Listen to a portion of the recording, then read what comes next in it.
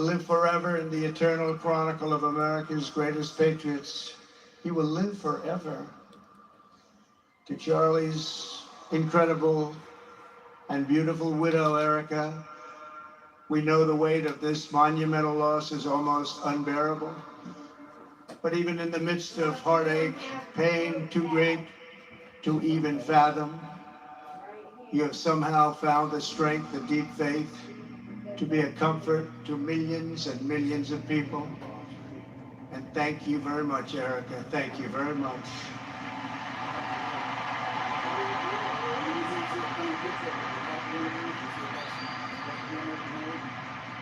Today, an entire nation wraps its loving arms around you, beautiful children. We share in your immense and overwhelming sorrow, and we vow that we will do everything we can to ensure that your children grow up in a land where their father is honored and revered as a great American hero. That's what he is.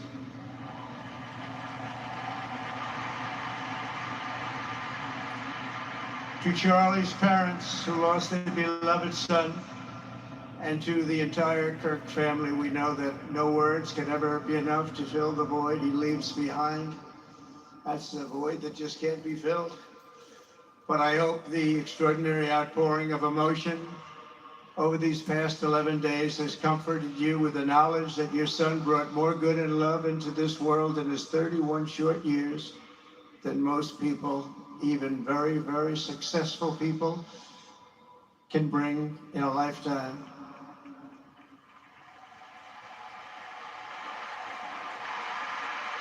Charlie Kirk loved America with everything he had, and as we can see so clearly today, America loved Charlie Kirk.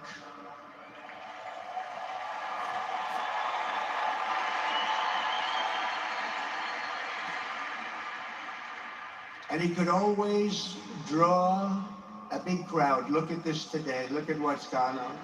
This is a big crowd.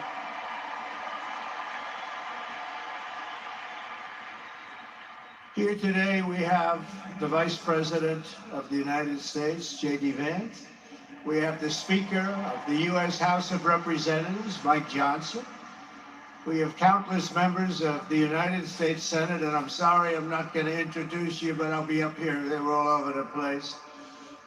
And likewise, the House of Representatives, they're all over this big stadium. This is not an arena, this is a stadium. A great cabinet, and this stadium packed with rafters of people, not to mention the one across the street that also has tens of thousands of people, and they're watching us on screen right now.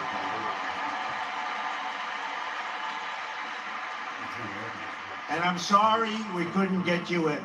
If anybody would like to give up your seat, please walk across the street.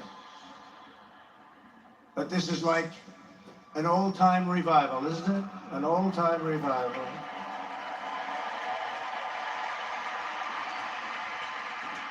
For millions of Americans, especially young people, it is agonizing and unthinkable to say goodbye to a patriot whose heart still had so much to give. It's so much.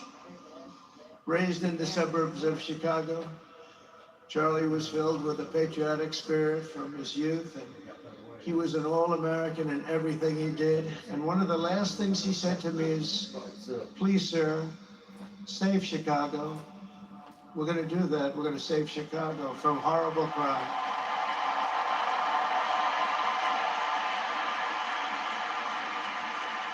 In high school, he was the quarterback of the football team and the captain of the basketball team. He was a good athlete. A lot of people don't know that about Charlie.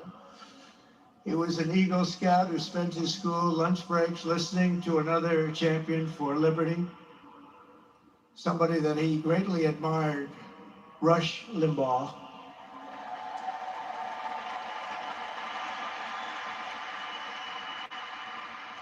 But what was even more important to Charlie than politics and service was the choice he made in the 5th grade, which he called the most important decision of his life, to become a Christian and a follower of his Savior, Jesus Christ.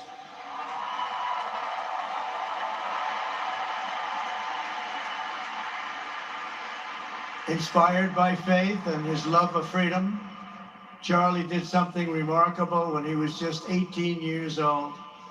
On the advice of a mentor who told him to put off going to college because he was doing so well, he devoted his life to converting young people to the conservative cause. How did he do? Take a look. How did he do?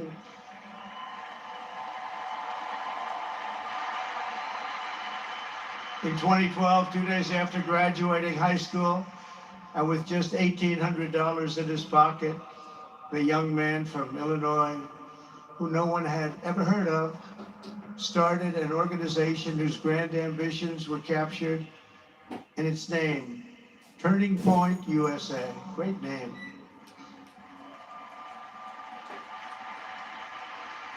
And I have a feeling it's going to be bigger and better than ever before. Does that make sense? It's going to be bigger and better than ever before. Look at what's happening.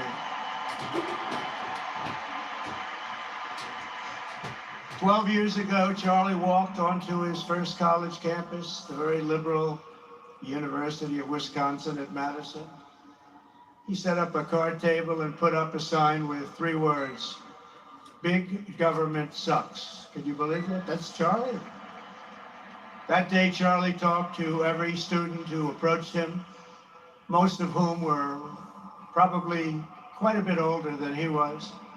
Finally, after many hours, he found the first ever Turning Point chapter leader. His first year out of high school, Charlie traveled 300 days raising money and taking his message to campuses all over the country. He lived out of his parents' basement, and they actually loved having him there. They loved Charlie. Everybody loved Charlie. And on the couches of friends and supporters, he lived off couches for 2 years, 3 years, then life started getting a little bit different, but he was always the same. For 5 years, he refused to take a paycheck, but day after day, he worked from 5 a.m. in the morning till 11 p.m. in the evening, always. His staff remembers that he wore Walmart jeans and T-shirts from the Goodwill store. Remember the Goodwill store? It wasn't easy, but Charlie wasn't in it for money at all, never has been. Money was never his thing. He was always in it for the mission. As he liked to say even back then, we have a country to save. Just what he did. He'd call me all the time, "Sir, we have a country to save." I said, "Charlie, thanks very much for telling me that. I appreciate it." Charlie volunteered for my 2016 campaign and traveled the nation with my son, Don, Eric. I got to know him very well and saw immediately that Charlie was actually a master builder of people. It was Charlie who first started organizing young black conservatives hungry for support and leadership. It was Charlie who stood up for persecuted Christians and Jews on college campuses. It was Charlie who helped bring online censorship, free speech, and cancel culture to the fore of our political debate. He was right up there with me. It was Charlie who helped unite MAGA, and you know what MAHA is? That's right, Make America Healthy Again. And tomorrow we're going to have one of the biggest announcements, really medically, I think, in the history of our country. We're going to be doing it with Bobby and Oz and all of the professionals. I think you're going to find it to be amazing.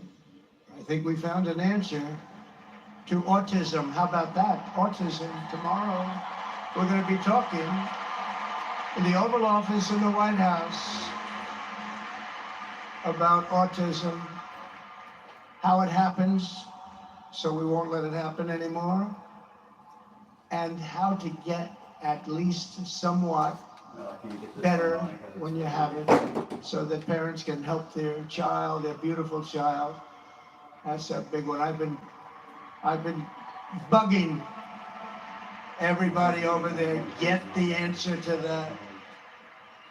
You know, 20 years ago, 1 in 10,000 were born with autism. 20 years ago. The most recent survey says 1 in 12. How bad is that? That's for young boys, baby boys, but also girls, a little bit better. It's about 1 in 20. But we can't, because obviously there was something really wrong, and we think we know what that is. It's going to be, I think it's going to be one of the most important news conferences I'll ever have, and I look so forward to it.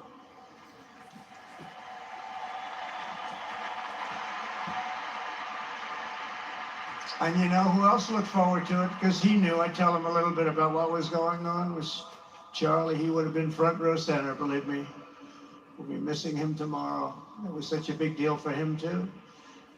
He brought together Donald Trump, Bobby Kennedy, right here in the great state of Arizona 1 year ago. Remember that? What a night, what a day that was. And it was Charlie who was among the first to speak to me about a man from Ohio by the name of J.D. Vance. Have you ever heard of him? He's done a good job.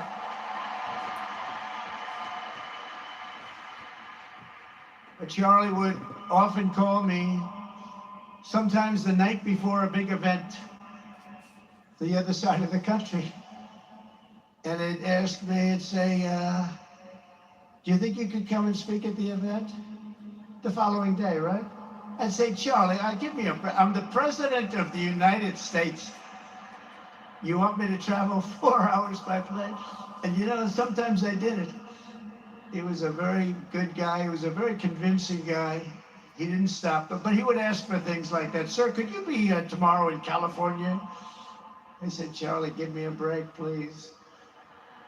He just wouldn't stop, and he succeeded. But I almost always went because you never wanted to let Charlie down. He worked so hard. You just didn't want to let him down. I felt guilty. It'd make me feel very guilty. As president, many people asked me for things, but Charlie was one of the few who always gave more than he took. He was a giver, much more than a taker.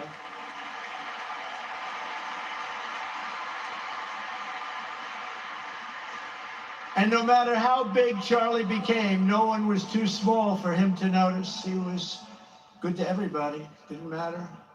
Several years ago, a 4th grader asked Charlie to appear on his podcast, which was probably only watched by the parents of that 4th grader.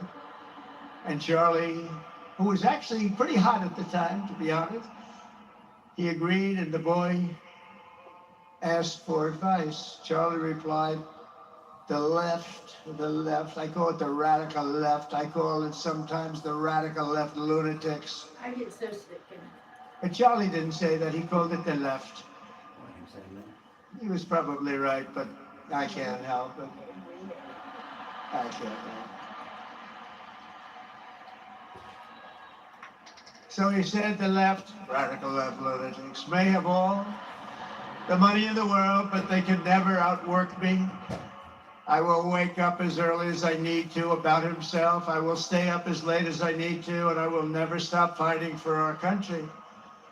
And he did this until his dying breath. That's what he was doing. That's what he was doing. Think of it. Wow. What a horrible moment. I was in the Oval Office when I heard they came in, and it was like a surreal experience, a terrible, terrible. I had some very big people in the Oval Office. And I was in the midst of a very important conversation for our country. Big people, the biggest. And I said, you have to leave now. When they told me that, they told me in front of a group of very powerful people. I said, you have to leave now, right now, please. Right now. You have to leave, go. By his own determination and skill, Charlie Kirk built Turning Point from his humble beginnings, the beginnings that nobody believed could ever end up something like this, into a great movement and a juggernaut of American politics. And you know, we have a massive stadium loaded up with people, but he got tremendous crowds. before he had this kind of horrible news and before we had to hear what happened so terribly. He delivered more than 250 speeches a year at over 200 colleges and universities, and that was at a time when it was not really vogue to go to colleges and universities if you were a conservative. It really took great courage. And we used to talk, and I said, you know, I think they're much more conservative than we know, and he agreed, but it just wasn't something that was happening because the radical left would do very bad things, very dangerous things. But Charlie set up chapters on 2,200 campuses and spoke at more than 1,000 churches. He launched a podcast and radio show that grew to an audience of 1 million Americans a day, one of the bigger shows on radio. And Charlie didn't just bring young people into the movement. All of a sudden it started to grow by leaps and bounds. By 2024, we won more young people than any Republican candidate in the history of our country, including for the first time a majority of males under 30. Can you believe it? Remember when Republican presidential candidates would get 4%? No, we did unbelievably with young people. And he was a big, big factor. Unbelievable. But he made me work for it. Sir, you have to make a speech here, you have to make a speech there. But we did it and we won, and our country is doing unbelievably well now. We had a country that was dead 1 year ago, and now we have the hottest country anywhere in the world. And Charlie helped us make it that. One of the great people. But through it all, the core of Charlie's message and his basic method never changed. It never really changed. He stayed the same person also. At every campus event, Charlie asked the people who disagreed with him to come forward, and instead of silencing them, he handed them a microphone and let them speak. And he convinced so many of them. It was a pretty amazing thing to watch, actually. Shortly before Charlie arrived on campus, the day he was assassinated, a staff member texted him that there were many critics and students who were opposed to his views, and rather strenuously in the crowd. And that actually made him feel good because he wanted to convince them. He understood. He really did. He understood what was right, and he was right about that. A lot of it was based on common sense, by the way. Charlie wrote back to the staff member saying, I'm not here to fight them. I want to know them and love them, and I want to reach them. And at that moment on his dying day, we find everything we need to know about who Charlie Kirk truly was. He was a missionary with a noble spirit and a great, great purpose. He did not hate his opponents. He wanted the best for them. That's where I disagreed with Charlie. I hate my opponent, and I don't want the best for them. I'm sorry. I am sorry, Erica. But now Erica can talk to me and the whole group, and maybe they can convince me that that's not right, but I can't stand my opponent. Charlie's angry. Looking down, he's angry at me now. He wasn't interested in demonizing anyone. He was interested in persuading everyone to the ideas and principles he believed were good, right, and true. Before each appearance, he prayed these words: God, use me for your will. Always said the same thing: use me for your will.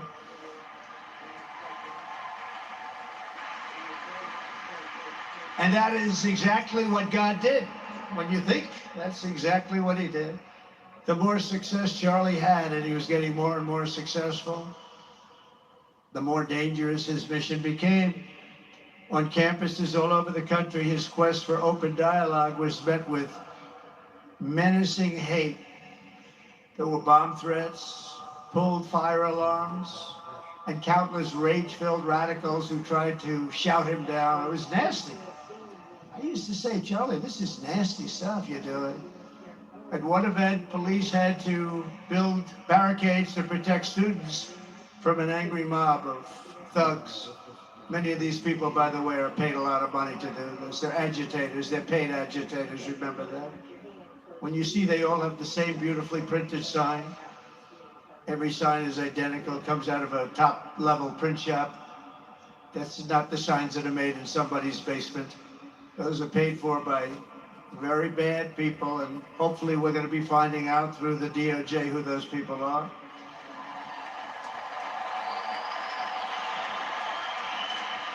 At another college, Antifa terrorists shattered windows, threw rocks, and tried to storm the building where Charlie was speaking. It was a really bad one. Often dozens of police officers were needed to prevent left-wing violence. And the violence comes largely from the left. You don't hear that from too many people, do you? And virtually every day for years before he was murdered, Charlie received these horrible death threats. People don't know. I used to talk to him about it. He said, I got some threats. He always felt that when they actually made the threat, they were not the ones to worry about. The ones to worry about were the ones that don't make the threats. I think you know what I mean. He knew the risk, but he and I shared a certain motto: never back down and never ever surrender. Just don't surrender, never back down. He believed in it so strongly. So strong. And he's right. He's totally right. The radicals and their allies in the media, sometimes referred to, as my son said, the fake news media, tried to silence Charlie for a simple reason: because he was winning, and he was winning big. He was taking over college campuses, colleges that had, in theory, only very liberal, or as they like to say, progressive. I call them liberal, but they like to call themselves, it's such a beautiful word, progressive. They're the opposite of progressive, if you think about it. But they were really nasty, and he would go into these colleges. All of a sudden, within 2 years, 3 years, they turned into bastions of conservatism. It was really quite amazing to see. They lied about him because they did not want you to listen to him or to learn from him, because what he was talking about and even preaching made so much sense. Everywhere he went, he won the debates, he won the hearts, he won the minds, and yes, he won the elections for people. He helped us, he helped other people. We won the biggest election in the history of our country, I believe.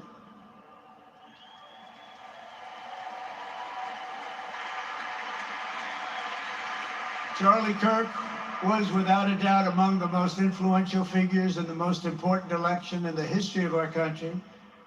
The election of, that beautiful day, November 5th, 2024. Do you remember that day? It was 9 months ago. What a day that was. I mean, we had a pretty good day in the first one. And I must tell you, on the second one, we had a phenomenal day. But a lot of bad things happened. And now that's not even questioned. They cheated like dogs, but we got them back, didn't we, huh? Got them back. But we owe Charlie a profound and eternal debt of gratitude now. Just like Charlie and Erica made Turning Point hot, we are looking at a country that has the chance to attain a level like never before. Tariffs are making us rich again, richer than anybody ever thought was possible. And the only one challenging them are people that hate our country or foreign countries that are paying a price, because they did the same thing to us for years.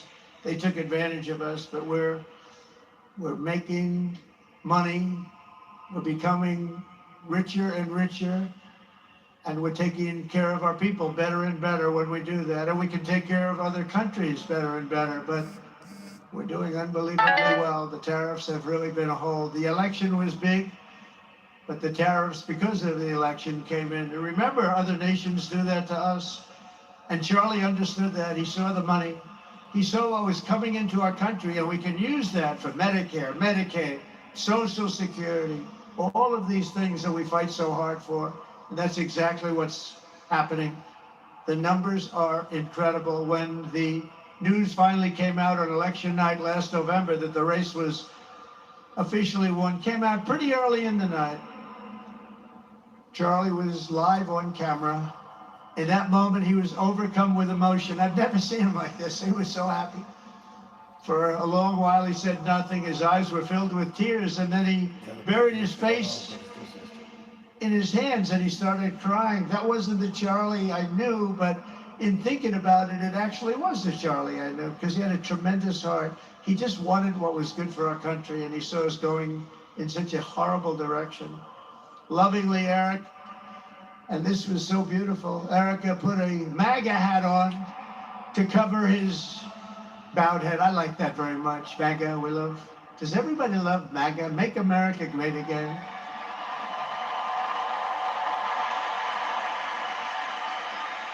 When Joe Biden used to get up, remember the speeches?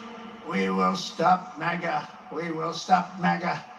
You know, he could barely get the words out. We will stop. I said, can somebody inform him that MAGA means Make America Great Again? How do you say you're going to stop it? And Charlie understood that. When Charlie finally looked up and spoke, he smiled through the watery eyes and simply said, I am humbled by God's grace. That was his statement that night. I was watching him.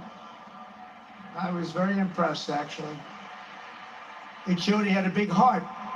Every single American should take a long, hard look at the twisted soul and dark spirit of anyone who would want to kill a young man as good as Charlie. To kill anybody, but to kill a man like this, he didn't deserve this. He didn't deserve this. Our country didn't deserve this. And anyone who would make excuses for it are just out of their mind. Charlie's murder was not just an attack on one man or one movement. It was an attack on our entire nation. That was a horrible attack on the United States of America. It was an assault on our most sacred liberties and God-given rights. The gun was pointed at him, but the bullet was aimed at all of us. That bullet was aimed at every one of us. Indeed, Charlie was killed for expressing the very ideas that virtually everyone in this arena and most other places throughout our country deeply believed in. But the assassin failed in his quest because Charlie's message has not been silenced. It now is bigger and better and stronger than ever before, and it's not even close. And it's rare that such a thing happens, but Charlie is bigger today than he was. Think about it. Just 2 weeks ago, he's bigger today than he was 2 weeks ago. Now, that may not help his friends and loved ones, of which there are so many. It may not help Erica and those beautiful children who have to suffer so horribly through this moment, but they know it's true. He's bigger now than ever before, and he's eternal. He's eternal. And I just want to say we love him. And he's looking down at us right now, and he's saying, wow, that's a great crowd. He's saying, that's a great crowd.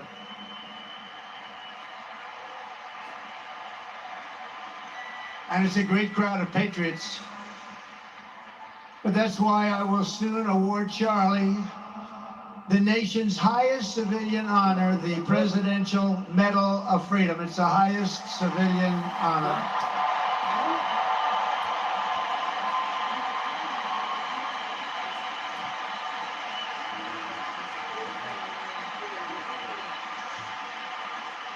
And we will do the ceremony at our beautiful White House in a very safe Washington, D.C., a place that Charlie truly revered. Yeah, we stopped the crime in Washington. It took 12 days. Now you can go to restaurants. You can walk down the middle of the street with your wife. You can have your wife walk alone down the middle of the street. She's going to be in good shape. What a difference.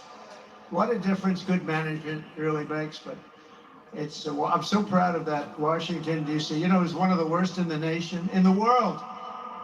And now it's considered a very safe city. And it's also, I passed it yesterday, I went through it, and the lawns are good. It's like a different place. It's like the tents are gone, the threats are gone, the gangs aren't. there. We got rid of, we took out 1,500 career criminals, 1,500.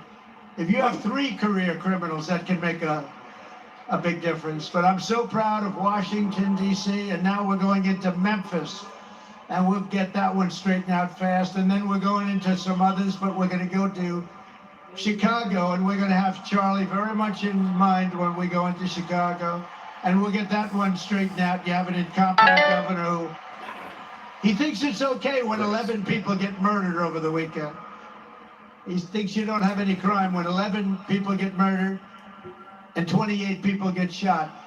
He says he's got crime. No, they don't have it under control, but we'll have it under control very quickly. So we're going to be doing that. And Charlie loved what we were doing. He was so proud of what happened. He was there to see it. He's so proud of what happened in Washington, D.C. As you know, the depraved assassin who planned and executed Charlie's killing has been arrested and charged with capital murder. God willing, he will receive the full and ultimate punishment for his horrific crime. It's a terrible thing. He didn't do it. Somebody else did. Because you can't let that happen. You can't let that happen. Can't let it happen to a country. The Department of Justice is also investigating networks of radical left maniacs who fund, organize, fuel, and perpetrate political violence. And we think we know who many of them are. But law enforcement can only be the beginning of our response to Charlie's murder. Over the last 11 days, we have heard stories of commentators, influencers, and others in our society who greeted his assassination with sick approval, excuses, or even jubilation. You've heard that, so have I couldn't believe it. Some of the very same people who spent the last 8 years trying to sit in moral judgment of anyone who disagreed with them about politics suddenly started cheering for a murder. Incredible. You know the names. They're major losers, by the way. That will be proven out in a short period of time. Some of the very people who call you a hater for using the wrong pronoun were filled with glee at the killing of a father with 2 beautiful young children. And the same commentators who this week are screaming fascism over a canceled late-night TV show where the anchor had no talent and no ratings. Last week we're implying that Charlie Kirk deserved what happened to him.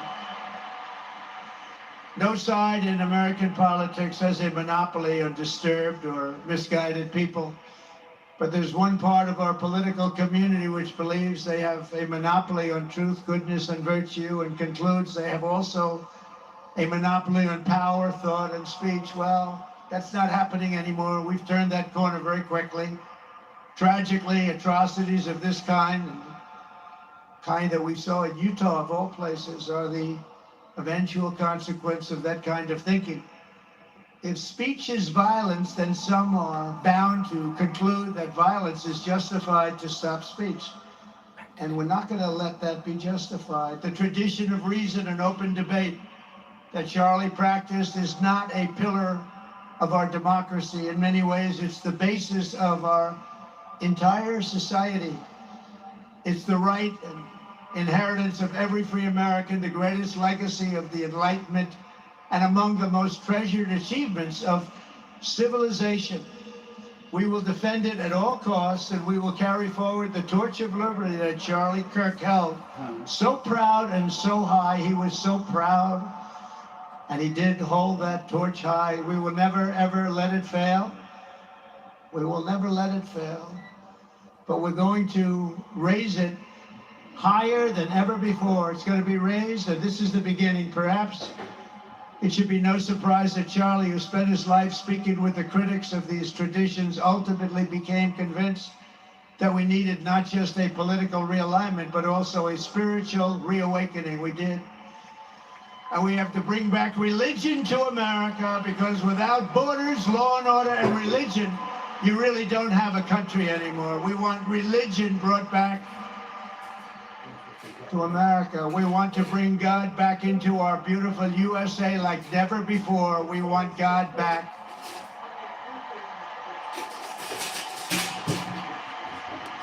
Charlie would have been so pleased to hear his friends and colleagues today giving testimony and giving glory to God. Within minutes of the gunshot in Utah, millions of Americans, young and old, heard the news and dropped to their knees and started praying. Even many who rarely prayed asked God for a miracle. Please, God, save Charlie. But although Charlie's time with us on earth has ended, those prayers for a miracle have already been answered. Look at what's happening. Look at what's happening. In the days since Charlie's death, we have seen how his legacy has touched so many millions around the world. In Calgary, Canada, thousands gathered at City Hall to sing the American national anthem and raise up posters with the name Charlie Kirk. In Seoul, South Korea, crowds gathered to wave American flags and shout, "We are for Charlie Kirk." His memory has been honored in the streets of Berlin, Warsaw, Vienna, Sydney, Madrid, London, Tel Aviv, and all over the world. So beautiful to watch. A man as far away as rural Australia texted a pastor, "I'm going to come to church tomorrow for the first time ever." The pastor asked, "Why is that?" The man replied, "Because of Charlie Kirk." Can you imagine? The lesson of Charlie's life is that you should never underestimate what one person can do with a good heart, a righteous cause, a cheerful spirit, and the will to fight, fight, fight. Have to fight. We're saving our country. And Charlie's a big factor, such a big factor. Charlie Kirk started with only an idea to change minds on college campuses, and instead he ended up with a far greater achievement, changing history. He changed history. Today, Charlie Kirk rests in glory in heaven for all eternity. He has gone from speaking on campuses in Wisconsin to kneeling at the throne of God, where he is right now.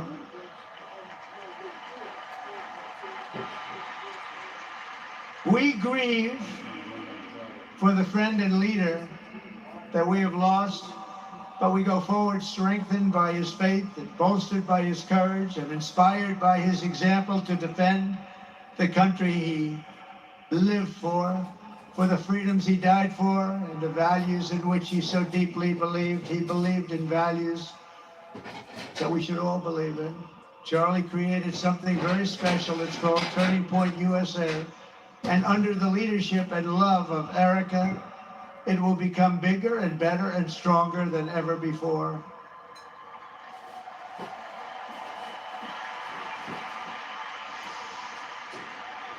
So Charlie, we all want to thank you. We want to say a very loud, God bless you, Charlie. God bless you for what you've done. Is incredible. And God bless Erica and the children. God bless the United States of America. And could I ask Erica, please come out. Erica, please come out. Thank you.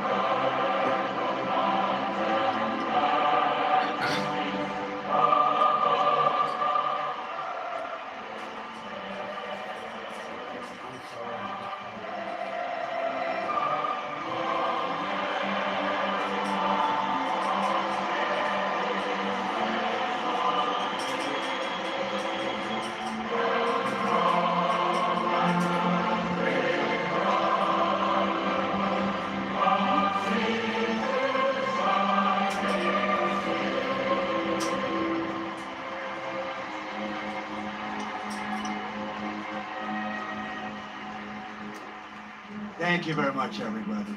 Thank you very much, and good luck. God be with you. Thank you.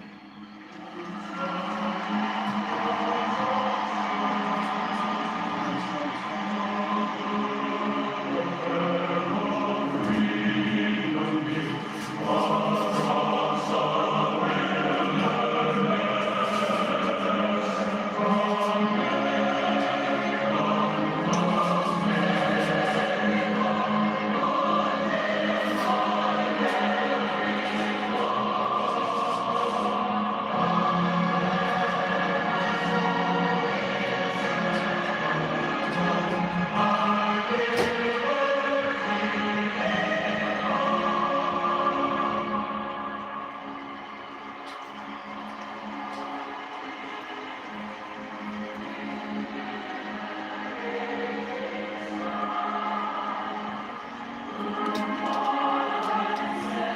Thanks for watching.